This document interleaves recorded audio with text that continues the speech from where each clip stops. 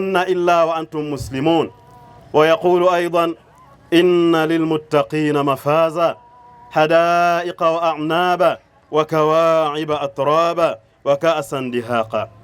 Ndugu zangu katika iman, baada ya kumhimidi Allah jalla wa ala na kumswalia mtume wetu Muhammad sallallahu alayhi wa alihi wasallam, kwanza kabisa niusie nafsi yangu na kuwahusieni ndugu zangu katika swala zima la kumcha Allah jalla wa ala, kwani Allah anatuamrisha ndani ya Qur'ani tuishi maisha ya uchamungu. Ndiyo maisha bora, ndiyo maisha ambayo yametuchagulia waja wake, lakini pia ndiyo maisha ya wenye kufuzu na kufanikiwa na kushinda akhira, pale Allah aliposema inna lilmuttaqina mafaza, hakika wenye kumcha Allah hao ndiyo wenye kufuzu. Hadaiqa wa a'naba, wana bustani na mizabibu, wa kawaiba atraba wa ka'san dihaka, neema nyingi, neema kemkemu ambazo Allah ameziandaa kwa ajili ya wacha Mungu. Ndugu zangu katika iman, yaumuna hadha yaumu Eid al-Adha, Eid an-Nahr, siku yetu ya leo ni siku ya Eid ya kuchinja. Ndugu zangu, hii ibada ya kuchinja ni ibada ambayo tunasema ni ibada kongwe au ni ibada ya kihistoria kabisa. Allah tabaraka wa taala anatuambia ndani ya Qur'an, akielezea ukongwe wa ibada hizo na ukongwe wa Al-Kaaba, ambayo ni nyumba tukufu inaelekewa na watu duniani kote kwa ajili ya kumkusudia Allah tabaraka wa taala kwa ibada ya hija na matendo mengi mbalimbali ya khairat. Allah anasema ndani ya Qur'an, wa idh bawwa'na li Ibrahima makana albayt alla tushrik bi shay'an wa tahhir bayti lit-ta'ifin wal-qa'imin war-ruk'is sujud. Ni moja ya aya ambazo imamu wetu ametusomea hapa katika musalla al-Eid, lakini Allah anaelezea historia kubwa sana, historia ya mbali kabisa, akisema kwamba kumbuka tulipomuweka Ibrahim mahala katika nyumba ya Al-Kaaba, alla tushrik bi shay'an, usinishirikishe mimi kwa chochote.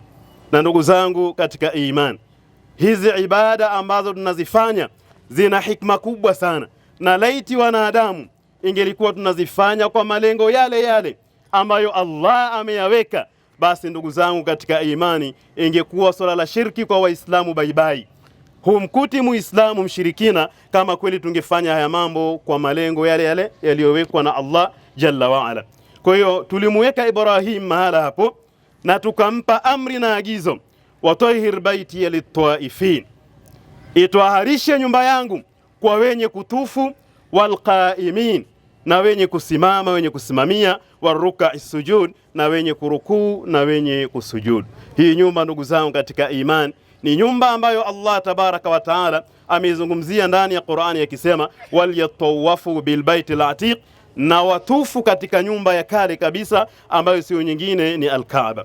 Nabii Allah Ibrahim alayhi salam alitakiwa na Allah tabaraka wa taala mahala pale awe ni mwenye kukaa na hakikisha kwamba nyumba ya Allah anaitwaharisha kupatikani shirki ndani yake, inakuwa ni nyumba safi kabisa. Na hili agizo ndugu zangu katika iman halikuishia kwa Nabii Ibrahim alayhi salam, manabii waliofuatia wakasimamia hilo, na mpaka leo hii ndugu zangu katika iman, wanaosimamia Al-Kaaba wanajitahidi sana kuondoa shirki katika maeneo yale, kuhakikisha kwamba shirki si yenye kupatikana katika maeneo ya haram, bali katika miji yote ile ya haram. Kisa kimoja cha baadhi ya makuhani ambao walikuwa wanakwenda Makka kwa ajili ya haji, wakapatiwa taarifa kwamba huko mnakokwenda mnakujua kukoje, hebu jisachini mko sawa sawa. Ile kujisachi yasiye kama mtu ana matunguri ndani, ana mavitabu ya uchawi, sababu kuna wengine ni makuhani na wanakwenda kule kwa ajili ya kustawisha, ama bado wana itikadi na mambo yao, wanaweza wakapata tenda kule. Kwa hiyo kujitwaharisha na kujisachi kwao, wahakikishe kwamba hakuna chochote katika zana za ushirikina ambazo kwamba wanakwenda nazo. Ndugu zangu, Nabii Allah Ibrahim alayhi salam aliwekwa mahala hapa, lakini bali baada ya kuwekwa sehemu hii alikaa kwa malengo makubwa sana, na alisimamisha amri ya Allah tabaraka wa taala. Na Allah anaelezea ndani ya Qur'an, wa idh yarfa'u Ibrahimu alqawa'ida min albayti wa Ismail, kumbuka Ibrahim na Ismail walipozipandisha kuta za Al-Kaaba, ujenzi wa nyumba ya Allah tabaraka wa taala kuimarisha nyumba ya Allah tabaraka wa taala, na alilisimamia hilo tena kwa weledi wa hali ya juu. Na baada ya hapo Allah akamuamrisha Nabii Ibrahim akimwambia, waadhin fi nnasi bilhaji yatuka rijalan wa ala kulli dhamir yatina min kulli fajjin amiq. Tayari mjengo umekamilika, nyumba ya Allah imeshasimama vizuri na imejengwa kisawasawa. Kwa hiyo Allah anamuagiza Nabii Ibrahim, waadhin fi nnasi bilhaji, watangazie watu ibada ya hija, yatuka rijalan, watakujia wengine wanatembea kwa miguu kwa hamu yao kubwa waliokuwa nayo, wa ala kulli dhamirin, na juu ya kila mnyama aliyekonda. Hii ni ibara ambayo inaelezea masafa marefu ambayo watu wametoka kutokana na misafara ya mbali mpaka wanyama wamekondeana katika msafara. Yatina min kulli fajin amik, watawajieni kutoka kila njia ya mbali, na wanakuja hapa ndugu zangu katika iman, liyashhadu manafi'a lahum, ili wayashuhudie manufaa yao waliowekewa na Allah tabaraka wa taala, ala ma razaqahum wa yadhkuru isma Allah fi ayamin ma'lumat, na walitaja jina la Allah katika masiku maalum ambayo masiku hayo tayari wamepangiwa. Ala ma razaqahum min bahimatil an'am, kwa vile ambavyo alivyowaruzuku katika wanyama hoa. Ndugu zangu katika iman, hapa tumo ndani ya kuelezea ibada ya haji, kwamba Allah tabaraka wa taala anampa bishara njema Nabii Ibrahim akiwatangazia watu ibada ya hija, basi watu watakuja kutoka kwenye kona mbalimbali ya dunia. Na kweli alifanya kazi hiyo, na leo ndugu zangu katika imani, nyinyi ni mashuhuda. Leo hii ukiangalia akhbaru Makka, habari za Makka, habari za Al-Kaaba, watu ambao unawaona pale, na kwa ule umbali unaweza kusema labda kama ni sisimizi ama ni wadudu gani, kumbe ni binadamu wameitikia wito wa Allah tabaraka wa taala. Hakuna dili lolote la kipesa pale ambalo watu limewatoa katika miji yao. Kilichowatoa ni Allah tabaraka wa taala, wanamkusudia na kwenda kuitekeleza ibada ya hija. Lakini Allah hapa kazungumzia jambo kwamba walitaja jina la Allah ndani ya masiku maalum juu ya vile ambavyo amewaruzuku katika wanyama hoa. Ni vichinjwa ndugu zangu katika iman. Leo hii ndugu zetu wale ni yaumun nahri, leo wanachinja kwa ajili ya Allah tabaraka wa taala. Nanyi ni mashuhuda vile vile, nyama zile tunavyokumbuka hasa kwa nyakati za nyuma, ilikuwa zinaenea sehemu mbalimbali za dunia. Bifu zinafungwa katika mikebe mbalimbali, katika mifuko, zinasambaa sehemu za ulimwenguni, liyashhadu manafi'a lahum. Hii ina maana kwamba wao wenyewe wamejinyima au wamekosa? Hapana, tayari ni nyama zimeliwa, wamefurahi sana, na vile vile na wenzao wanafurahia katika miji mbalimbali. Fakulu minha wa at'imul ba'is al-faqir, Allah anawaamrisha kuleni katika nyama hizo na muwalishe wale wenye hali ngumu, masikini, mafukara, na wao waweze kutamata, wafaidike na ahwali kama hizi. Ndugu zangu katika iman, ibada hii ya kuchinja haikubaki kwa wao peke yao, bali tutaona jinsi gani ulimwengu ama dunia nzima yatakiwa iwe leo hii imeenea vichinjwa katika al-alamul islami, katika ulimwengu wa Kiislamu. Ni ibada ambayo ina siri kubwa sana na hikma kubwa sana ndani yake.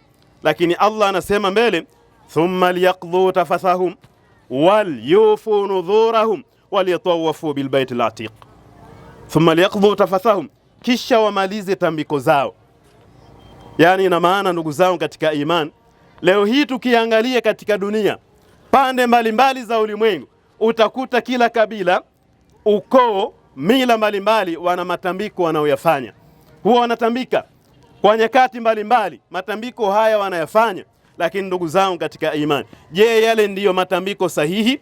Kwenda kutambika mizimuni, kwenye miti mikubwa mbalimbali, mapangoni, kwenye mawe? Hapana ndugu zangu katika imani. Tambiko lipo, tambiko sahihi ni Waislamu watoke waende Makka, ndiyo sehemu yao ya kujisafisha taka zao. Thumma liyaqdhu tafathahum, kisha wasafishe taka zao. Dhalika wa man yu'azzim hurumatillah fahuwa khairul lahu inda rabbih. Huo ndio uhalisia, ni hivyo ndugu zangu.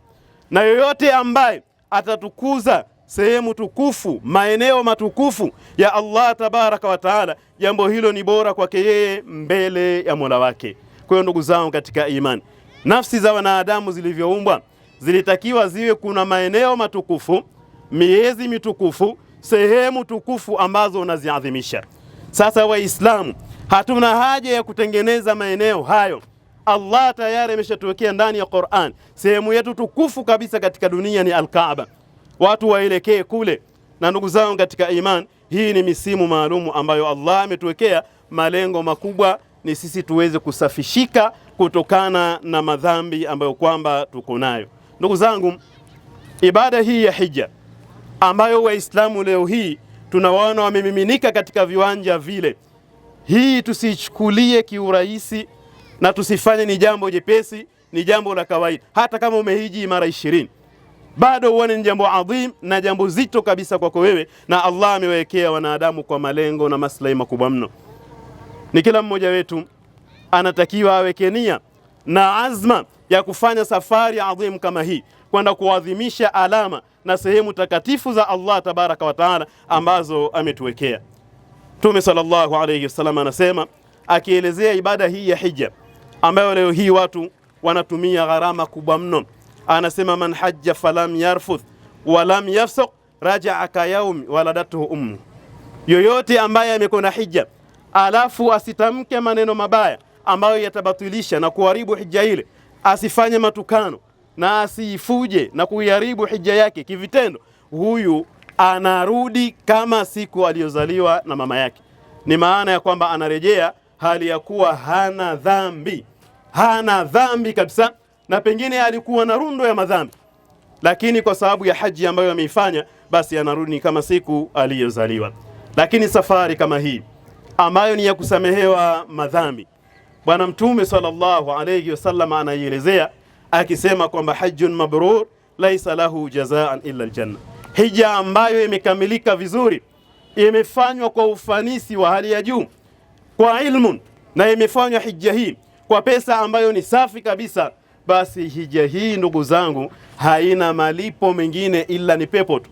Pepo peke yake ndiyo malipo ya mtu huyu ambaye kwamba amefanya hija.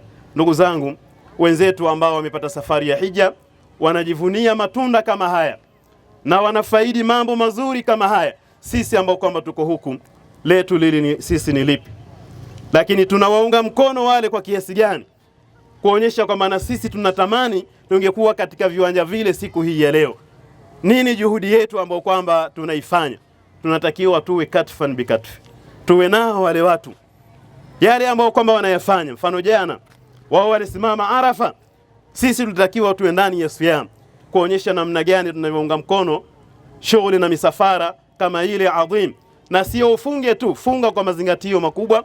Ukiwaangalia ndugu zetu walivyokuwa katika majabali, wameitikia wito wa Allah tabaraka wa taala, wametumia fedha zao nyingi, wametumia muda wao, wamemwelekea Allah, wameufuata msamaha wa Allah jalla waala, nawe uwe na hamu ya kufikia huko. Lakini leo hii ndugu zangu katika iman, ni yaumun nahar, ambayo ni siku ya kuchinja. Ndugu zetu wale leo hii wanachinja, na ndiyo yaumul hajjil akbar, siku ya hija ambayo ni kubwa kabisa, na ndiyo siku ambayo matendo mingi sana ya haji huwa yanafanyika. Leo ni siku ya kuchinja. Leo ndugu zetu ndiyo wananyoa, leo wanatupa vidongo, leo ndiyo siku ambayo kwamba wanafanya sa'i baina Safa wal Marwa. Matendo mengi sana ya kihistoria yanafanyika pale. Kwa hiyo na sisi pia tuonyeshe angalau kwa yale aliyotufundisha Mtume sallallahu alayhi wasallam, nasi tunashiriki nalo. Ni jambo zima la udhiya. Jambo hili la kuchinja ndugu zangu katika iman ni jambo kubwa kabisa, bali hii ni historia ya Nabii Allah Ibrahimu alayhi salam, kisa ambacho ni muhimu sana Waislamu kukizingatia. Allah amekileta ndani ya Qur'an, sio kwamba kisomwe tu na mtu aone nimesoma kisa, lakini tufundishike kupitia kisa kile. Nabii Ibrahimu alayhi salam alifanya da'wa kwa muda mrefu sana, akikataza watu shirki na kuwaamrisha tauhid. Watu wale maalasafi shadid hawakumsapoti, hawakumuunga mkono, bali wakamtishia mabaya na magumu zaidi. Siku moja Nabii Ibrahimu alayhi salam aliwaacha wale wanakwenda kwenye mandari zao, kwenye sherehe zao, kwenye sikukuu zao, wametoka wameenda huko kufurahika, wameacha masanamu yao huku. Nabii Ibrahim alichukua shoka na kwenda kuyabanja masanamu yale, kumaliza akaacha sanamu kubwa akaliwekea shoka begani.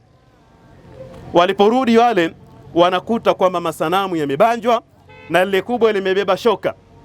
Wakashangazwa na ile hali, ikawa wanaulizana, hii miungu yetu nani ameifanya hivi?